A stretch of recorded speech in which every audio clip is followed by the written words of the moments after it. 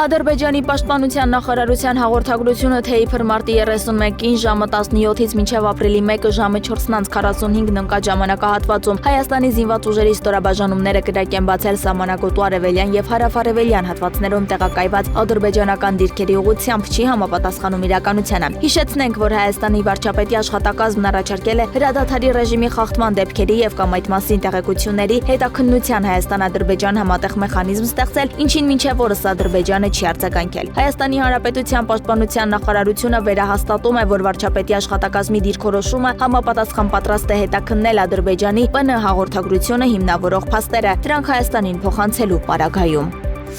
Ազգային ժողովի քաղաքացիական պայմանագիր խմբակցության падգամավոր արտաքին հարաբերությունների մշտական հանձնաժողովի նախագահ Սարգիս Խանդանյանը հայտարարել է, որ Ադրբեջանի իր պաշտոնակից Սամեդ Սայիդովը մերժել է խաղաղության համաձայնագրի նախագծի շուրջ կարծիքների փոխանակման վերաբերյալ հանդիպման իր առաջարկը։ Խանդանյանն այդ մասին գրել է X-ի իր միկրոբլոգում։ Միլի մեջլիսի արտաքին հարաբերությունների հանձնաժողովի նախագահը Խանդանյանին անվանել է պոպուլիստ։ Եթե խաղաղության քարոզչությունը պոպուլիզմ է, ապա ես հպարտորեն ընդունում եմ այդ պիտակն այնքան ժամանակ, որքան անհրաժեշտ է։ Իմ առաջարկը մնում է սեղանին, գրել է Խանդանյանը։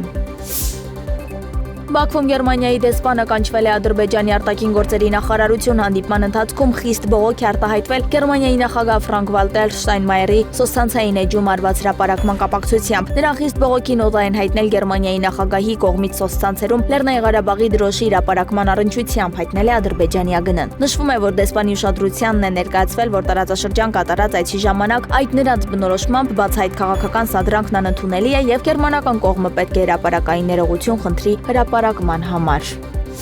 Նախագահ Վահագն Խաչատուրյանն ընդունել է Չեռնոգորիայի արտաքին եւ եվրոպական գործերով փոխվարչապետ Ֆիլիպ Իվանովիչին։ Հանդիպման ընթացքում քննարկվել են երկկողմ գործակցության զարգացման հեռանկարները։ Հանդիպման ընթացքում առանձնակի կարևորվել է քաղաքական, տնտեսական, զբոսաշրջային եւ գործարար ոլորտներում նոր կապերի հաստատման եւ առկա հարաբերությունների ամրապնդման անհրաժեշտությունը։ Նախագահ Խաչատուրյանն ընդգծել է, որ այս ուղղություններով գործակցության խորացումը կարևոր է երկու պետությունների զարգացման համար։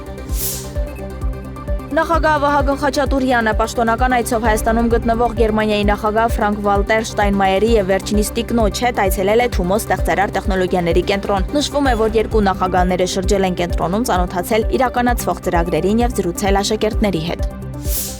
Ազգային ժողովի падգամավոր քաղաքացիական պայմանագիր խմբակցության անդամ Վիլեն Գաբրելյանը հայտնել է падգամավորական մանդատը վայր դնելու մասին։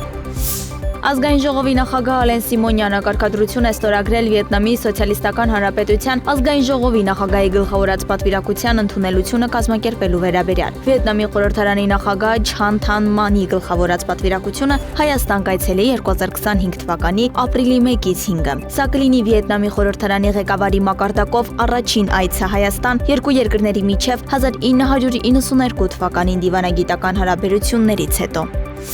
Հայաստանում 2024 թվականին ընտանեկան բռնության դեպքերը հանրապետությունում զգալի աճ են արձանագրել։ Այս մասին նշված է Հայաստանի գլխավոր դատախազության 2024 թվականի գործունեության հաշվետվության մեջ։ Հատկապես կտրուկ ավելացել են ֆիզիկական եւ հոգեկան ներգործության դեպքերը։ Ըստ պաշտոնական տվյալների 24 թվականին արձանագրվել է ընտանեկան բռնության 934 դեպք ֆիզիկական ներգործությամբ այն դեպքում, երբ 2023 թվականին այդ թիվը կազմել էր 372։ 2025 թվականի մարտին Գեղարքունիքի մարզում լույս աշխարհ է եկել 115 երեխա, 55 տղա եւ 60 աղջիկ։ 2024 թվականի մարտին Գեղարքունիքում ծնվել է 88 երեխա, 46 տղա, 42 աղջիկ։